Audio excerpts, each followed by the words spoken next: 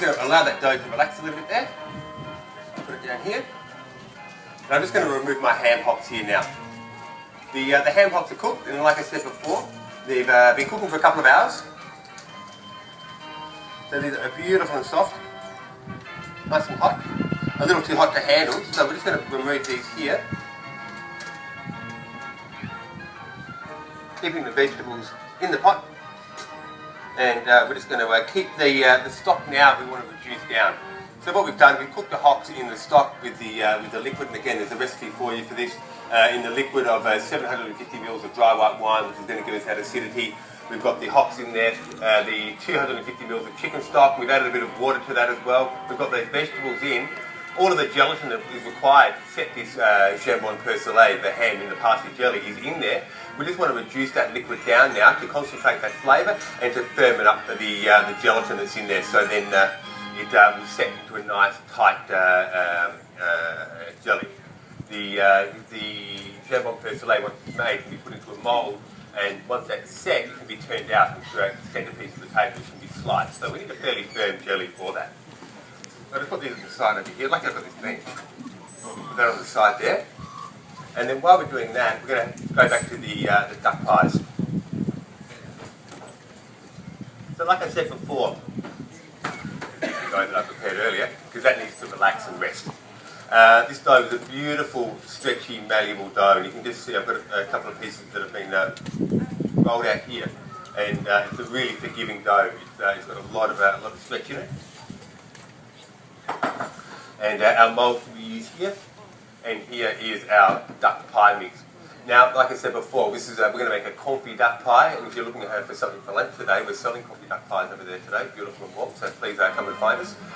Confit duck pies, we start, that's my little plug for our store. Got to be done, I'm here. The confit duck pie is, first of all, we confit the duck, and if you're aware of the process of confit, and I reckon most of you might be, I'll just explain it anyway. The process of confit is an old world preservation technique. Again, we're looking at the autumn harvest before refrigeration and all of those sorts of things. When you've all your ducks are running around having a great time, and then they wake up one morning for that one bad day. So what we do, the ducks are processed. We use duck legs, but if we're talking about confit, you can confit the whole duck. The duck is cut up and salted. As a Parker Street Food Company, we make what we call a green salt. It's a salt which has parsley in there, and it's got garlic and thyme and a couple of other things in there as well. And we salt our duck legs with that. The reason we do that is, and the reason we salt the duck legs is we're removing moisture out of the duck leg, again to help with the preservation. When we remove the moisture, the salt takes place and goes into the meat. So, and as our thinking goes, if the salt's going into the meat, you might have to take something with it. And so we make a green salt so we can impart the flavour of the parsley, of the garlic, of the thyme, a little bit of brown sugar that goes in there as well. And so those flavours then go into the meat as it's been salting.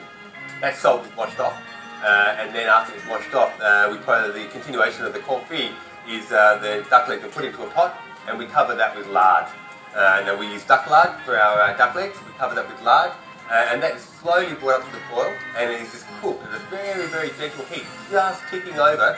Until those legs are beautiful and tender. And if we're going back to the old world preservation technique, those legs or duck meat will then be taken out and put into a pot, a terracotta pot or something like that, and the lard will be poured back over it and put into a larder. We're talking about a European larder here, which I don't imagine would be much different to our refrigerator here in Australia, where it would sit over the winter and would allow the person to have their duck meat or their goose meat or their pork, which you can preserve in the same way. Over the winter, that pot will be brought out of the larder, stuck next to the hearth, and as that fat softens, the meat will be removed and then put into your cast iron pan, which is above the fire, and go from there. So we do that because of the flavour that goes with it.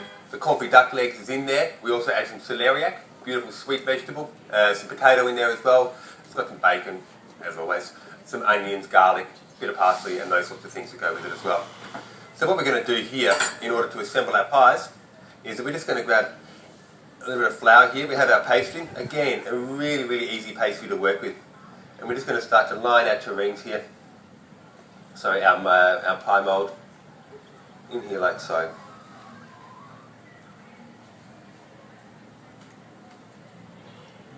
We'll do the same here, just a little bit of flour to avoid those from burning.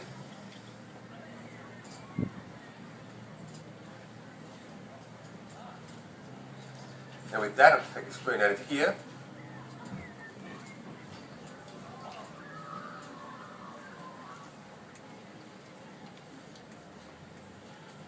We're just going to add our duck mix to our pie.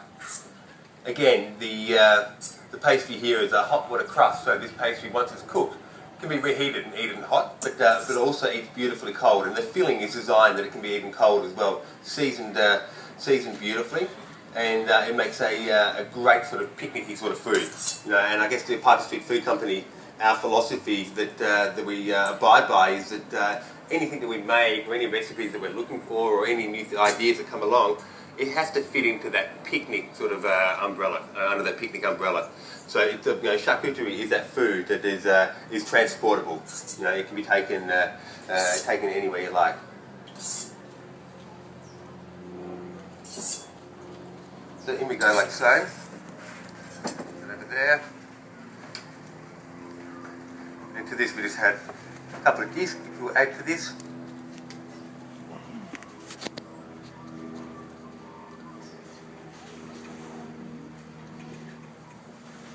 The great thing with the hot water crust and when we make our pork pies, we don't need any binding agent to go with it. The lard and the pastry will come together like Play-Doh and squash together. It works beautifully. Push these down here, and we're just going to put these over the top. So you can see I haven't used any egg wash at this point.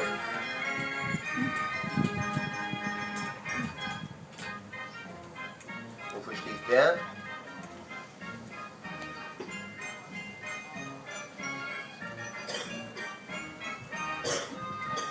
So now that's done, we will use a little bit of egg wash, and the egg wash is going to go on here just to glaze, add a little bit of shine, a bit of colour.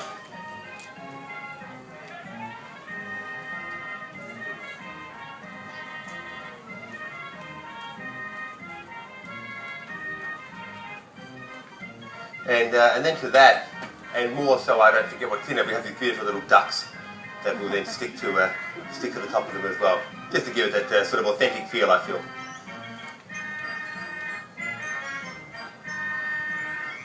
We have numerous stockers in and around Melbourne that stock these pies, and if it's the sort of thing you're looking for and you're not feeling like one today, but I can't imagine why you wouldn't, then you'll definitely find one in and around some of the specialty stores around Melbourne. And again, our website will give you those details on where you can find those sorts of things. So they're the pies. Now they're going to go into the oven at about 240 degrees Celsius, and the nice hot oven, the filling's already cooked, we just want to cook our pastry now. So they're going to go in there, and they're going to take about 20 to 25 minutes. Again, we're just checking for the colour to make sure they're nice and golden and that the pastry's cooked.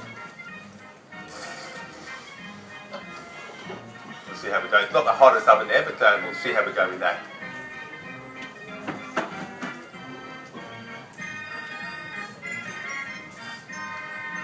You don't need to bring those to the no, I'm not.